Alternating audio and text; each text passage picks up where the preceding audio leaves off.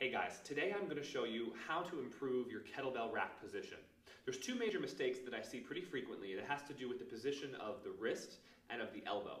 So I'm going to show you how to fix that via a couple of cues and drills, and then I'm going to give you an entire total body kettlebell workout. You can do it with one bell, and it's going to really help solidify those changes and strengthen that rack position and all of the related muscles. My name is Marshall Roy, this is my Facility Rise Gym, and I have a ton more free kettlebell workouts available at kbformula.com. So the first mistake I want to talk about is the wrist position. This is probably the most obvious mistake, and it's also probably the easiest to fix also. So a lot of times people will rack the kettlebell like this, okay? And you see that the wrist is cranked back. This is not a particularly safe position for the wrist to be in, and it's also really inefficient, okay? I can't apply much force this way with my wrist cocked back like that. So the cue that I would use to correct this is to crush the handle in your grip. And if you really squeeze that handle as hard as you can, you see that it straightens the forearm out, it straightens out the wrist. It's the same position you would use if you were going to throw a punch, okay? So it's really important from knuckle to elbow is one straight line. That wedges the bell against the forearm, and it's a much more stable position, a much healthier and stronger position for the wrist, and now we can apply much more force in a press or a push press or a jerk or something like that. The second mistake I want to talk about is a little bit less straightforward to fix, and it has to do with the position of the elbow. A lot of times people think that in the kettlebell rack position, the weight is supported by the shoulder or by the arm, which is not really true.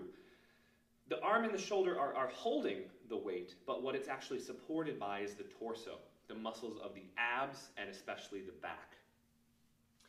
So it's not a very strong position to have your elbow cocked out to the side like that, or out in front like this, okay? Because we're asking relatively weaker and smaller muscles to support the weight, whereas it should be done by the torso and the back, which are big and strong.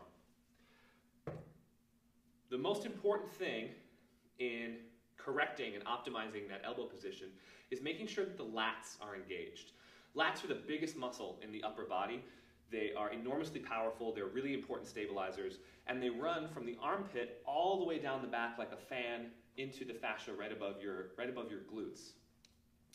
So when I encounter a client who is racking the kettlebell with their arm kind of in a chicken wing position or kind of pushing the elbow forward, the first thing I'll ask them to do is point their elbow right at the floor, all right? So that right away gets their arm in a little bit more of a optimal position for them to squeeze their lats, but it's only half the equation. Once their elbow's pointed at the floor, I tell them to squeeze their armpit, and sometimes I'll even take my hand and slide it up between their ribs and their bicep and say squeeze my hand, okay? And I'll poke them right in the lat and say, this is the muscle that you really want to clench. So when you're in your rack position, put your bicep right against your ribs and squeeze in, okay?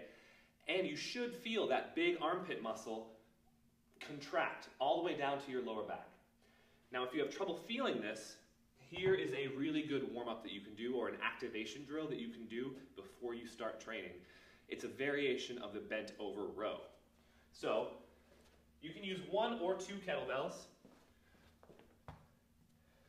And what you're going to want to do is take a nice wide stance, hinge your hips back, and then you're going to want to pull the weight right up towards your armpit.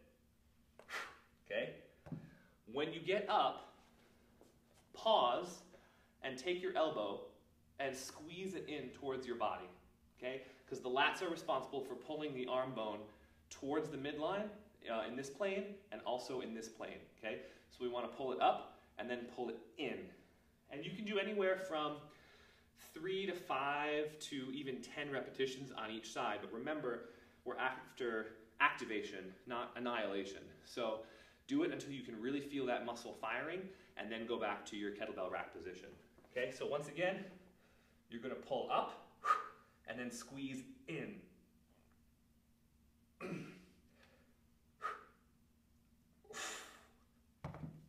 Do that a couple times on each side, and then you'll really be able to feel when you contract those lats. And then replicate that feeling in your rack position. Squeeze that elbow in. Okay. Okay guys, now I'm going to take you through a total body workout that's going to help solidify some of those positive changes you just made to your rack position.